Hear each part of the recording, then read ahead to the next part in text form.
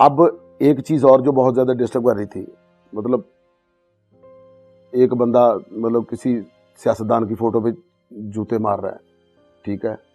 तो मतलब आर्मी के मतलब कोई ऐसी बातें शुरू कर देते थे। खुदा का खौफ खाओ यार, तुम लोगों को शर्म नहीं आती? जो हमारे मुहाफिज हैं, जो बॉर्डरों पे खड़े हैं, ठीक है, उनके लिए तो हमें अपने घरों से खाने लेकर जाने चाहिए, लेके जाना चाहिए, बिल्कुल उनके लिए तो मीठा बना के लेके जाना चाहिए। सही।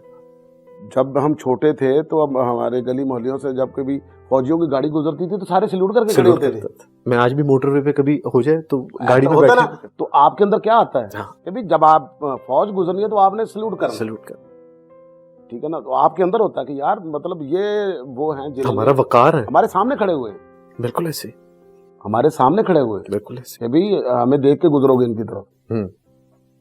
तो हम उनके लिए मतलब इस तरह की बात कर रहे हैं, जबकि ना मुझे किसी चीज का पता है, ना मुझे किसी बात का इल्म है। ऐसे ही घर के सरबराह जो कि हमें डिफेंड करता है, हाँ, अगर हम उसी को गालियां देनी शुरू और वही कर रहे हैं, तो ये बेरार रवि जो है ना,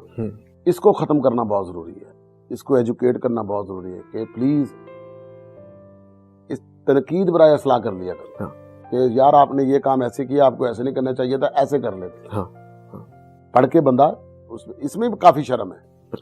यार मैंने गलत किया है, हाँ, बंदा उसको फिर कमेंट भी करे, मैं उसको रिप्लाई करता भी अच्छा लगूंगा, सॉरी भाई मुझसे ये गलत हुआ, अब मैं कोशिश करूंगा मैं इसको ऐसे करूं,